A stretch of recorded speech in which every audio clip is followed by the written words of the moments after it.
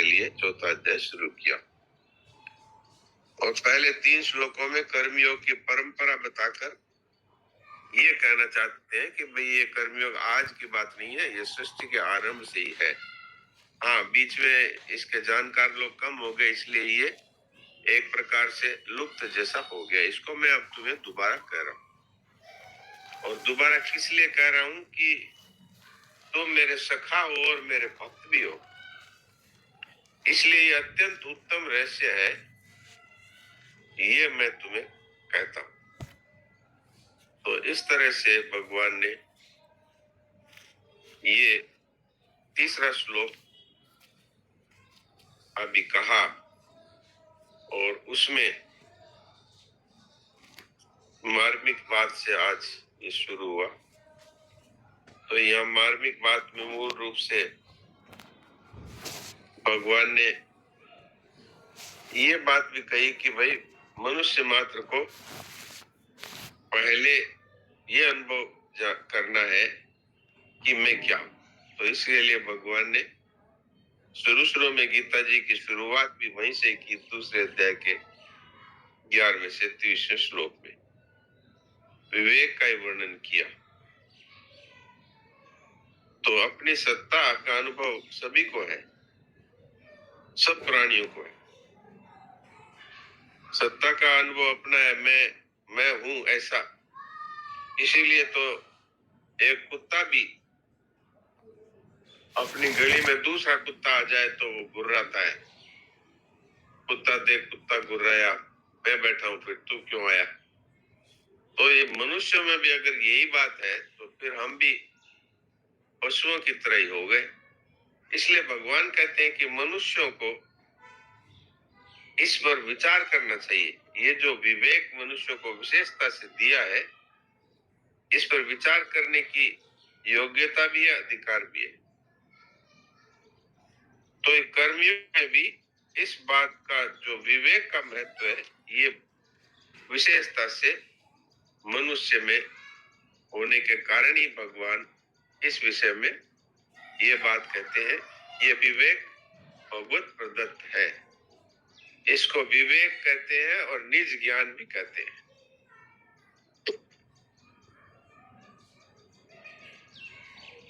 कर्मयोग में विवेक की 2 बातें मुख्य है। एक अपने होनेपन की बात है, मैं हूं, इसमें कोई संदेह नहीं। दूसरी बात यह है कि जो कुछ भी हमें मिला है उस पर हमारा कोई जोर नहीं चलता। वो सब की सब वस्तुएं, चाहे वो शरीर हो, चाहे वो प्राणी पदार्थ, परिस्थिति, अवस्था, कुछ भी क्यों न हो, वे अपने नहीं है। न तो हम साथ में लेकर आए, न साथ ले जा सकते हैं, और न यहाँ पर उस पर किसी प्रकार का हमारा कोई अधिकार है। लेकिन हम स्वयं जो के त्यों ही रहते हैं। जब से जन्म हुआ तब से लेकर इस शरीर के मृत्यु तक हमारी सत्ता में कोई परिवर्तन नहीं होता। कोई ये नहीं कहता कि मैं बचपन में जो था वो आज नहीं हूं, लेकिन वो ये बात अच्छी तरह जानता है कि न शरीर वैसा है, न साथी वैसे हैं, न सामान वैसा है, न परिस्थितियां वैसी है, न अवस्थाएं वैसी है। तो ये मिली हुई वस्तुएं हैं, ये क्यों नहीं है वैसी कि इनमें निरंतर परिवर्तन हो रहा है, अर्थात ये निरंतर मौत के मुंह में जा रही है, इनका निरंतर वियोग हो रहा है। जैसे कर्मों का आरंभ और अंत होता है, ऐसे ही कर्मों के फल का भी आरंभ और अंत अर्थात संयोग और वियोग होता है। इसलिए कर्मों और पदार्थों का संबंध संसार से है, हम स्वयं से इसका कोई संबंध नहीं। इस प्रकार विवेक जागृत होते ही कामना का नाश हो जाता है। और कर्मयोग में वास्तव में कामना का नाश ही मुख्य है, कर्मयोग का प्राण है ये। कामना का नाश होने पर स्वतः सिद्ध ही निष्कामता प्रकट हो जाती है, अर्थात कर्मयोग सिद्ध हो जाता है। ये कामना क्या करती है कि विवेक को ढक देती है। स्वार्थ बुद्धि, भोग बुद्धि, संग्रह बुद्धि, इससे मनुष्य अपने कर्तव्य का ठीक ठीक निर्णय नहीं कर पाता।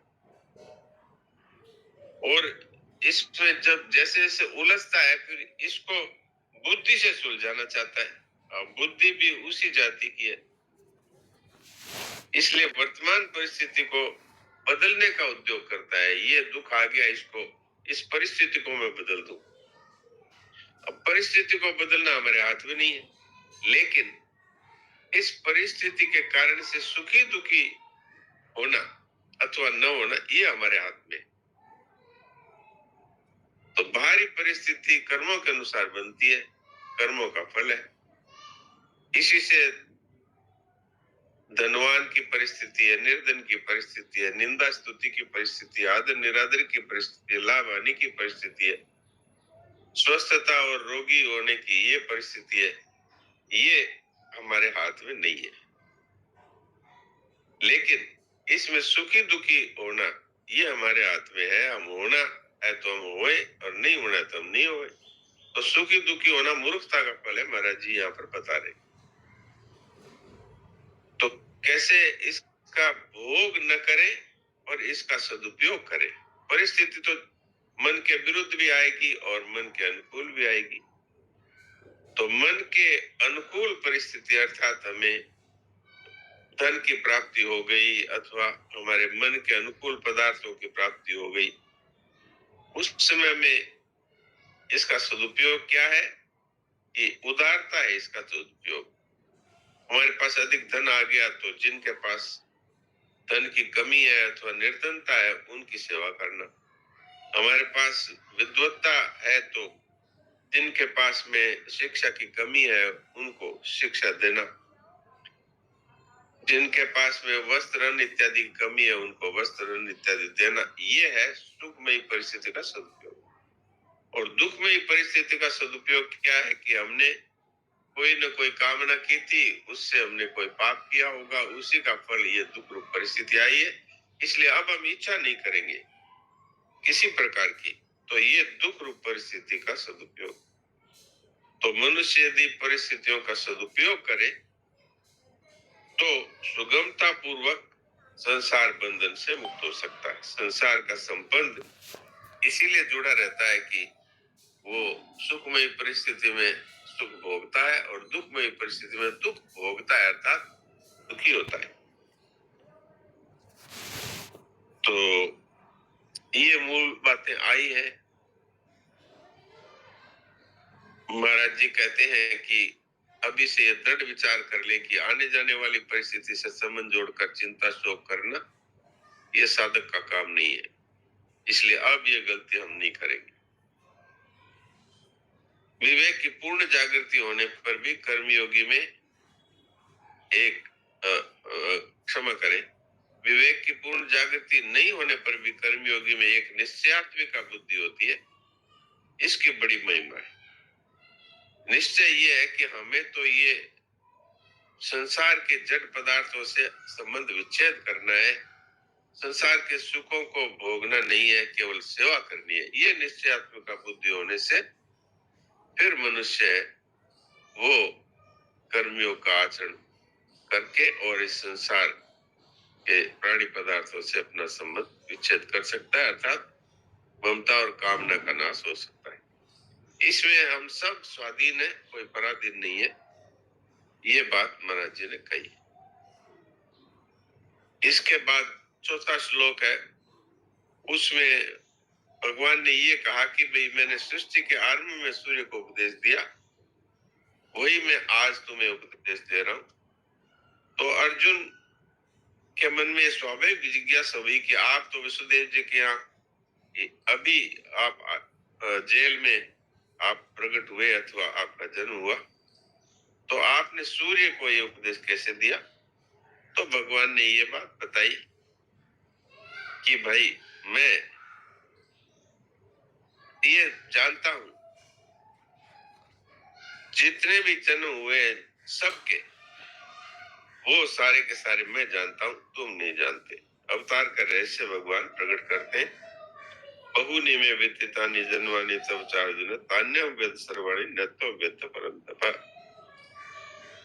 तुम नहीं जानते लेकिन मैं सबको जानता हूं। तो इसमें एक हम लोगों के लिए बहुत ही एक विशेष आनंद की बात है ये कि भगवान कहते हैं कि मैं पहले जो वे उनको भी जानता हूं, अब जो है उनको भी जानता हूं, आगे जो होने वाले उनको भी मैं जानता हूं। तो इसमें एक विशेष बात जो महाराज जी ने यहाँ कही है वो ये कही है कि प्रत्येक प्राणी को भगवान पर्सनली जानते हैं, व्यक्तिगत रूप से जानते हैं।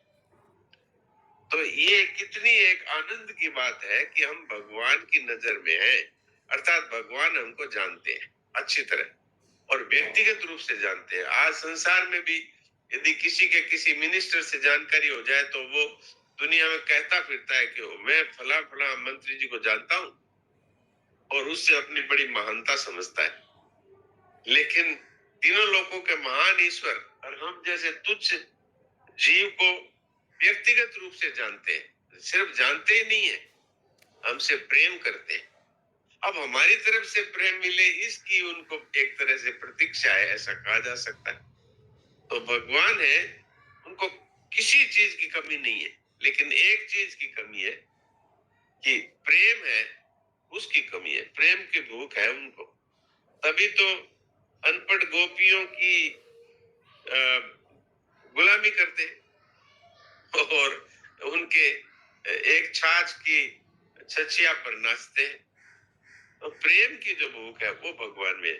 तो हम चाहे कर्मयोग से, चाहे ज्ञान योग से, चाहे भक्ति योग से, जैसे भी हो, हम इस संसार से ममता कामना का त्याग करके अर्थात संसार से अथवा जड़ता से संबंध विच्छेद करके भगवान के सन्मुख हो जाए तो उनको प्रेम प्रदान करने वाले हम हैं। तो अब व्यक्तिगत रूप से भगवान से हमारी जानकारी हो गई, ये बात हमें पता लगते ही कितना आनंद होगा कि ओहो भगवान हम जैसे तुच्छ, अब यूं समझे तो कीड़े मकोड़े ही हैं हम तो भगवान की सृष्टि में। तो एक एक कीड़े मकोड़े को भी भगवान जानते हैं। जब हमको मनुष्य बनाया है तो ये भगवान का संकल्प है, ये मुझसे प्रेम करेगा। ये कीड़े मकोड़ों में ये शक्ति नहीं है, मनुष्य में ये शक्ति है।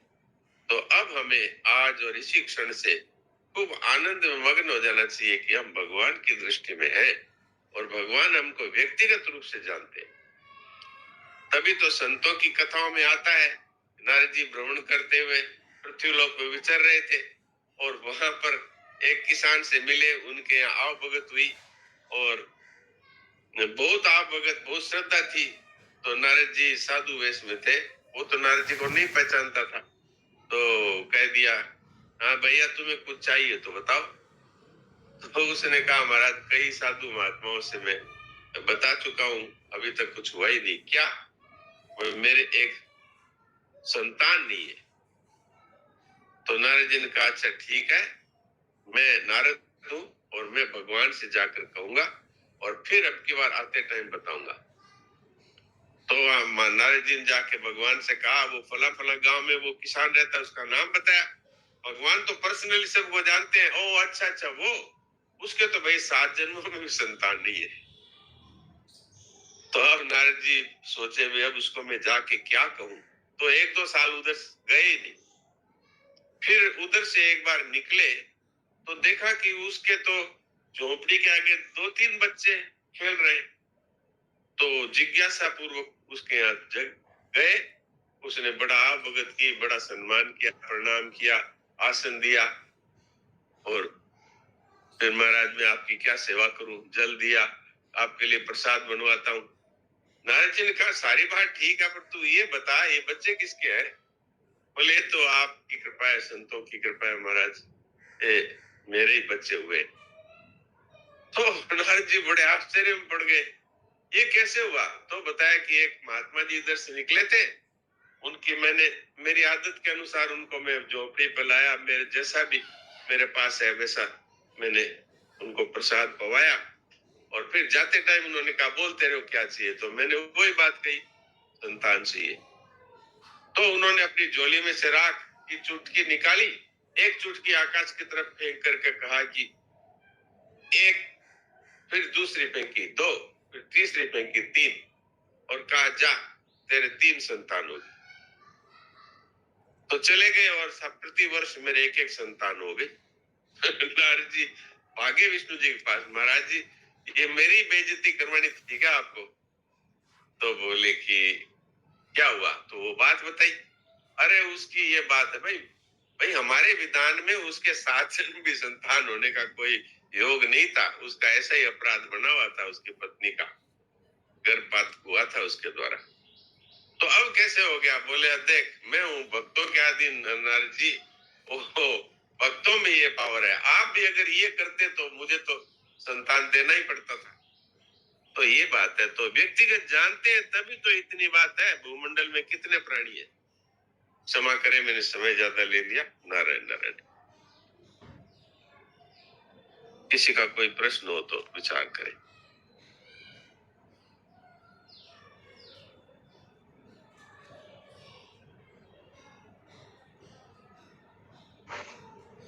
राम राम डॉक्टर साहब, 284 पेज में दिनेश जी ने स्पेशल कहा था बड़े ब्रैकेट में जो बात है। हाँ यही बात, यही मैं इसी पे मैं बोला हूँ। अच्छा जी, मैं उन सबको जानता हूँ। भगवान के इस वचन से साधकों को एक विशेष आनंद आना चाहिए कि अब हम सब भगवान की जानकारी में है, भगवान हमें निरंतर देख रहे, हम कैसे ही क्यों न हो पर हैं भगवान के ज्ञान में। इसी पे मैंने ये बात आपकी सेवा में रखी। अपने क्या समझे? निरंतर जानता हूँ तो हम लोगों को अब क्या समझे बताइए? इससे बढ़कर और हमारा सद्भाग्य क्या होगा और आनंद का विषय क्या होगा कि तीनों लोगों के महान ईश्वर भगवान है, वो हमें व्यक्तिगत रूप से जानते हैं और हमसे प्रेम की आशा करते हैं, जिनमें किसी प्रकार की आशा और कामना नहीं है, लेकिन वो हमारे प्रेम के कारण और वो चाहते हैं कि ये मुझे प्रेम प्रदान करे। तो कितनी बड़ी बात है जी। यही लिखा है, विशेष आनंद होना चाहिए, यही आनंद होना चाहिए, विशेष आनंद होना चाहिए। अब हमारा जीवन पूरा भगवान को कैसे प्रसन्नता हुए, वैसे ही कार्य, वैसे ही चिंतन, वैसे ही सब कुछ हमारा हो जाना चाहिए। हमारा जीवन ही ऐसा हो जाना चाहिए कि बस हमारा अब शेष बचा हुआ जीवन केवल भगवान को प्रसन्नता और प्रेम देने के लिए है, ये होना चाहिए। अब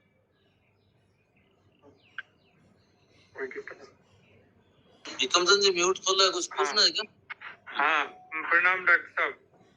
प्रणाम। मैं बोल रहा था जैसे कोई प्रतिकूल बीमारी के रूप में आई, हाँ तो उसका इलाज करवाया। हाँ हाँ अब इलाज करवाया, इलाज हो जाए तो मान लो ठीक है, नहीं हो तो हाँ। उसको स्वीकार कर लिया, ये हाँ। बात सही है क्या? बिल्कुल सही है। ये तो भगवान के इलाज करवाना तो कोई गलत नहीं है, बिल्कुल भी नहीं है, वो तो कर्तव्य है हमारा। और नहीं वो हो तो कर्तव्य है हमारा। स्वीकार कर ले। फल की इच्छा करने में गलती होती है, वह इलाज तो जरूर कराना चाहिए। फल भगवान पर छोड़ ही देना चाहिए, वो जो करेंगे उसी में हमारा मंगल है। इलाज में सफलता मिल गई तो भी हमारा मंगल है, और सफलता नहीं मिली तो भी उसमें हमारा मंगल है, हमारे समझ में आए अथवा न आए। क्योंकि भगवान तो हमसे प्रेम करते, तो माँ और पिता तो कभी बच्चे के लिए कोई ऐसा विधान कर ही नहीं सकते जिससे उसका मंगल हो। जी जैसे मेरे आंख की दृष्टि नहीं है और रेटिना पिगमेंटोसा की बीमारी, तो इसके कारण से मैंने काफी इलाज कराया, फिर अब नहीं हुआ तो इसको स्वीकार कर लिया। तो मैं भगवान से यही मेरे को महसूस होता है, भगवान जानबूझ के किया है, नहीं तो तुम बिजनेस में इतने उलझे रहते कि सत्संग की तरफ में ध्यान ही नहीं देते। तो यही मन में सोच कर बैठी कि भगवान की बहुत बड़ी कृपा है आप पर। कृपा है। ये आपके मन में ऐसा भाव आया, ये भगवान की विशेष कृपा है। प्रणाम डॉक्टर। नहीं तो आदमी उसी में दुखी होता है और हे भगवान नहीं, तू मेरे हमारे दुख साथ तो हो, ये इस तरह का कि भगवान माने कि विशेष कृपा ही है उसको, भगवान की कृपा है ये। डॉक्टर साहब प्रणाम। प्रणाम। राम राम। एक बात करनी थी डॉक्टर साहब, हुकुमचंद जी ये तापड़िया है तो इनके हाँ। आंखें भगवान की कोई ऐसी बात बनी तो चली गई, किंतु अब ये दो दो ढाई 3 वर्ष से 2-3 बार इन्होंने पूरी साधक संजीवनी अपनी जहाँ कलकत्ता में रहते हैं वहाँ रेगुलर 10 से 11 पढ़ाते हैं और सुनते हैं, और अपना जो वहाँ नीचे कमरा था उसमें गीता भवन बना के और कंटिन्यूस कोई दिन फेल नहीं साधक संजीवनी पढ़ते हैं। वाह वाह, भगवान की कितनी कृपा है। देखिए इसमें इसमें इसमें एक बात मैं और बोलना चाहता हूँ सर, डॉक्टर साहब। हाँ कि जी, ये बोलिए। जो बोले हैं मोहन भाई जी, वो ठीक ही बोले हैं, पर इसका कारण मेरे ये खुद ही है मोहन भाई जी। यही मेरे को, ये हम साथ में पढ़े हुए हैं, तो ये मेरे को अपने दोस्त की तरह ताड़ता था। मैंने ताड़ करके कारण इसको एक अधिकार भी साथ में पढ़े हुए हैं, तो इसके कारण से ही मेरे हुई है। ये कोई भगवान की एक विशेष कृपा है कि इसके द्वारा मेरे को ताड़ना करवाई और इसके कारण से ही मेरा हुआ है। मेरा एकादशी का व्रत यही शुरू करवाए हैं मेरे को। भगवान की विलक्षण कृपा से ही ऐसे मित्र भगवान की मिलते हैं। विलक्षण कृपा एकदम हाँ, सही है। भगवान की कृपा से ऐसे मित्र मिलते हैं और ये भगवान की विशेष कृपा हो गई। हाँ, मेरे को एक बहन ने आकर कहा, वो काफी बूढ़ी हो गई, उसने कहा कि डॉक्टर साहब मेरे को सुनना बंद हो गया। तो मैंने तो उनको जोर से कान के पास जाके कहा, भगवान की आप पर बड़ी कृपा हो गई, अब सास बहू के कभी लड़ाई नहीं होगी। और फिर अब भगवान नहीं चाहते कि आप संसार की बातें सुने, इसलिए अब आनंद से भगवान के नाम का जप करो। जी अच्छा, राम राम। हरिओम भाई जी, इस संदर्भ में एक बात आ गई जो हम लोगों के लिए बहुत शिक्षा के लिए है, ये बात मैं बता देता हूँ। विक्रमचंद तापड़िया है, हम लोग साथ में पढ़ते थे रत्नगढ़ में, तो इनका पिताजी का ये जब छोटा था, एकदम बच्चा था, तभी देहांत हो गया। तो इनकी माँ थी, तो हनुमान प्रसाद जी पोदार के जो गली है जिसमें हनुमान प्रसाद जी पोदार का घर है, उसी में इसका घर है। तो उनको हनुमान प्रसाद जी पोदार को पता लगा कि अब ये कैसे गुजारा करेगी, साधारण परिवार की महिला है और उसके पति चले गए, खाली एक बेटा है। तो हनुमान प्रसाद जी ने एक बाजरी की बोरी इनके घर में भेजी। तो उन्होंने माँ जी ने कहा कि अरे भैया बोरी किसके लिए है? बोले आप विक्रमचंद तापड़िया की माँ है, इनके पिताजी का नाम लिया कि ये है, आप रखवा लीजिए। बोले किसने भेजी है? बोले हनुमान प्रसाद जी पोदार ने। तो उन्होंने बोला हमने तो कहा नहीं उनको। तो बोले नहीं उन्होंने भेजी है। बोले नहीं, उनको बोल दो किसी गरीब आदमी को दे देंगे, हम नहीं लेंगे। तो उनके पास एकदम अभाव ही था, साधारण परिवार, किंतु वो अपनी मेहनत से सब करके इसको पढ़ाया है। तो ये बात मैंने जानबूझ के कह दी कि लोगों के लिए कितनी शिक्षा की बात है। तो उस महिला ने कितना योगदान किया है, उसी का ये बेटा है। आंखें चली गई किंतु दिन रात भगवान का भजन करता है। नारायण नारायण, कोई बड़ाई की बात नहीं है। तो मेरी माँ का आशीर्वाद, ये बात सही है, बहुत बड़ा, बहुत बहुत विशेष बात है। जी आप पूछ रहे थे। हाँ, वो मैं डॉक्टर साहब को याद दिला रहा था कि इसी आँख के ऊपर स्वामी साणानंद जी ने क्या जवाब दिया था, वो डॉक्टर साहब के मुंह से सुनना चाह रहे। उन्होंने तो ये कहा था कि अगर आंखें मेरे बिना रह सकती है तो मैं भी आंखों के बिना रह सकता हूँ। बहुत सही। ऐसी बात कही, क्योंकि देखिए वो तो परम बुद्धिमान थे बचपन से ही। तो दुख का प्रभाव हुआ उनके जीवन पे, दुख का भोग नहीं हुआ, प्रभाव हुआ। दुख के प्रभाव से वो उनके ये प्रश्न उठ गया कि क्या ऐसा भी कोई जीवन है जिसमें दुख का प्रवेश ही ना हो। और इस प्रभाव के कारण से वो भगवान की शरणागति प्राप्त कर सके। और इतने तीक्ष्ण बुद्धि थे कि उनको कोई प्रश्न अगर करता तो प्रश्न समाप्त होते ही उनका उत्तर आ जाता था। इतने विचित्र। एक नास्तिक आ गया उनके सामने, युवक था, उसने कहा कि क्या भगवान को आपने देखा है? बोले हाँ देखा है।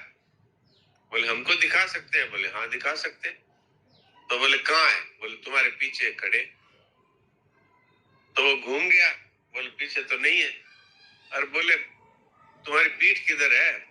उधर है। अब वो जिधर घूमे वो पीठ तो दूसरी तरफ हो ही जाए ना। तो ऐसे थे। तो उन्होंने ये बात कही, आंखें चली गई। तो बोले कि अगर आंख मेरे बिना रह सकती है तो मैं भी आंख के बिना रह सकता हूँ। जी डॉक्टर साहब, जीवन में कैसी भी विपरीत परिस्थिति किसी को भी आ जाए, आती ही है, प्रारब्ध है। जी पूज्य स्वामी शरणानंद जी का जो लेख है दुख का प्रभाव, अगर उस पर दृष्टि किसी व्यक्ति की चली जाए तो वो नाचने लगेगा और कहेगा अरे ये बात मुझे आज तक पहले क्यों नहीं पता चली। ऐसी शक्ति है उस लेख के अंदर पूज्य स्वामी जी महाराज का। जी बिल्कुल बिल्कुल बिल्कुल। भाई जी मदन भाई जी करनानी कुछ बोल रहे हैं। तो ये सब है बातें सुन के बड़ा खुश होके कहा भाई देखो कितनी सुंदर सुंदर बातें सबको सुनने को मिल रही है, बड़ा आनंद की बातें हो रही है, यही कह रहा था। मदन जी आप इतना धीरे बोले कि एक तो सुनाई नहीं, और मेरे जुकाम लगा हुआ है तो कान अभी डटे हुए हैं तो सुनाई नहीं दिया। इस तरह की जब वार्तालाप सुन करके बड़ा मन खुश हो जाता है और इंतजार करते रहते हैं कि कब टाइम आए कि सब बातें सुनने, यही कह रहा था। वाह ये तो आपकी बड़ी मदन जी आप हमारे पूज्य हैं, इतनी उम्र होके भी आप दोनों टाइम गीता में जुड़े रहते हैं और आपका मन भाव भगवान में लगा हुआ है। ये हम लोगों के ऊपर आशीर्वाद है आपका, बहुत बढ़िया। बहुत बहुत आप ही लोगों के आशीर्वाद से जी डॉक्टर साहब, ऐसे भक्तों के आशीर्वाद से ही ये हम लोगों का परिवार कितना तेजी से तीनों टाइम में कितना तेजी से बढ़ रहा है। ऐसे लोग जुड़े हुए हैं उन्हीं के आशीर्वाद से। जी ये मदन जी है ना, ये तो इतना प्रेम रखते हैं कि मैं जयपुर गया था थोड़े समय के लिए, 2-4 दिन के लिए, तो वहाँ जहाँ मेरा निवास स्थान है वहीं आ गए प्रेम के कारण से। वैसे हमारे गांव के ही हैं। जी नारायण नारायण। डॉक्टर साहब एक बात और निवेदन करना चाहता था। हाँ बोलिए। हेलो, मैं बोल रहा था मेरी 2004 में रेटिना पिगमेंटोसा हुई थी, तो धीरे धीरे करके मेरी नजर गई।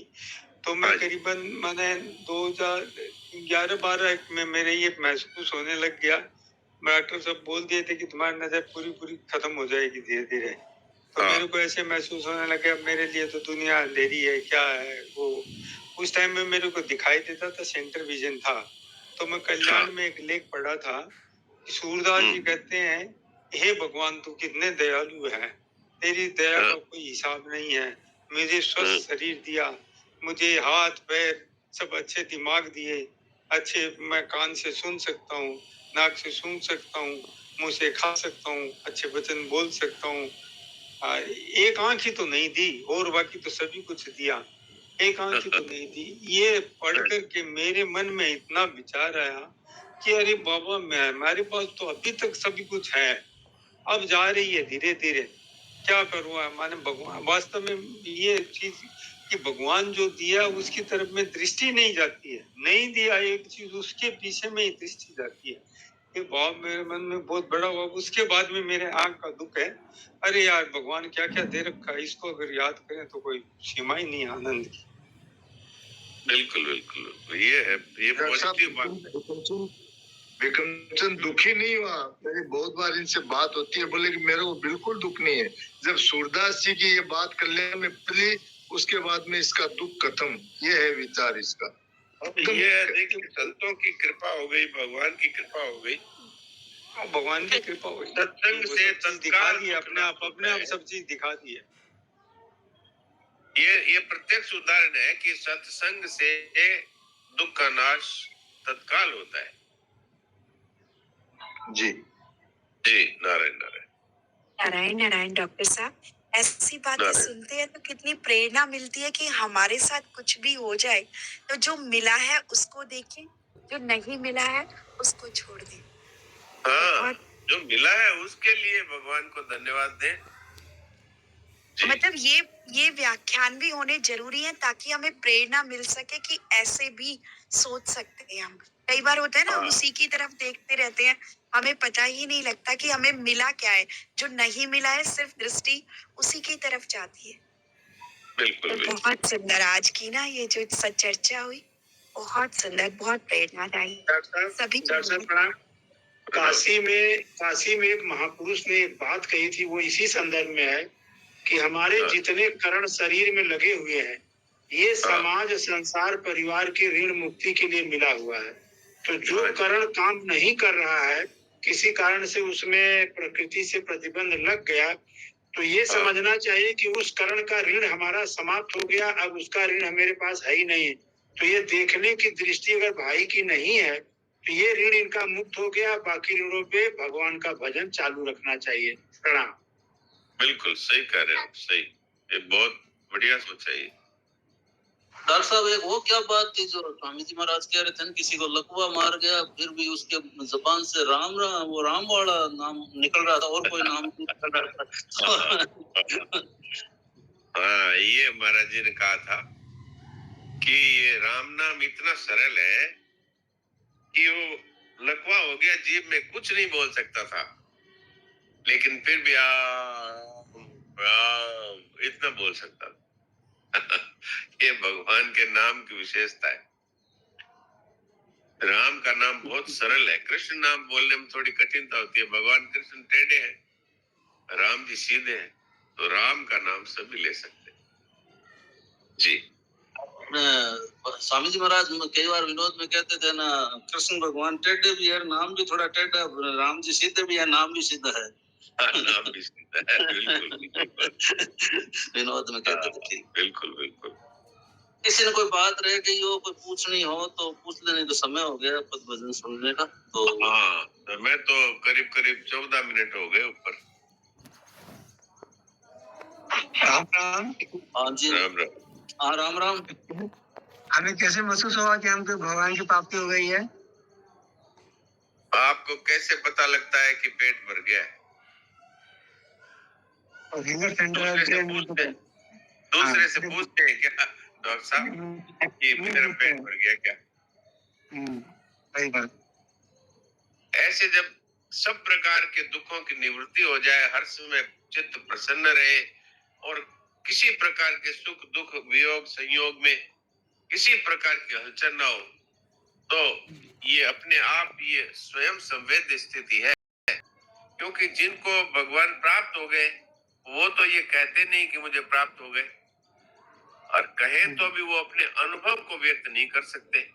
और वो अगर किसी को कह दे मुझे भगवत प्राप्ति हो गई, तो इसमें सुनने वाले को विशेष लाभ नहीं होता, क्योंकि वो ये सोच सकते हैं कि अच्छा ये अपनी बड़ाई खुद ही कर रहा है। तो इसलिए ज्ञानी की अनिर्वचनीय स्थिति, एक लेख है श्रद्धेय सेठ जी का, उसमें किसी ने ये कहा कि ज्ञानी अपना ये क्यों नहीं कह देते कि मुझे भगवान के दर्शन हो गए, मेरे को आत्मज्ञान हो गया।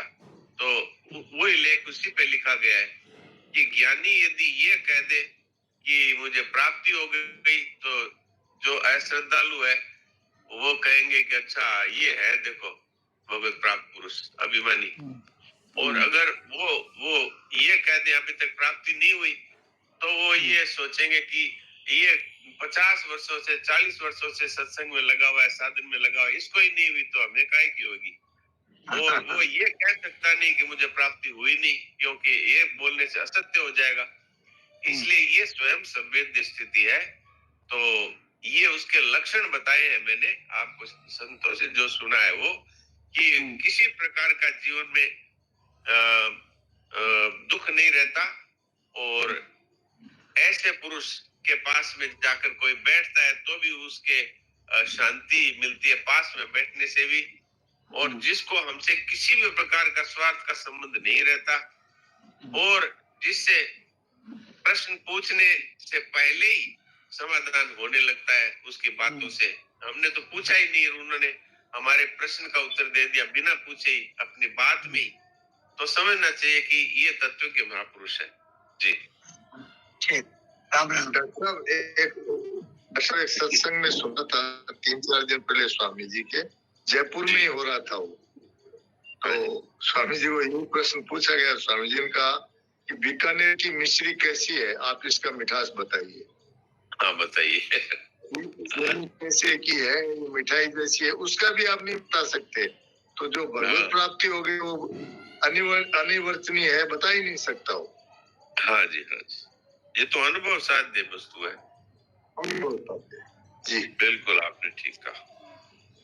तो आज एक भजन सुनाते हैं जो आपने नागनाथने की लीला सुनी है, तो उस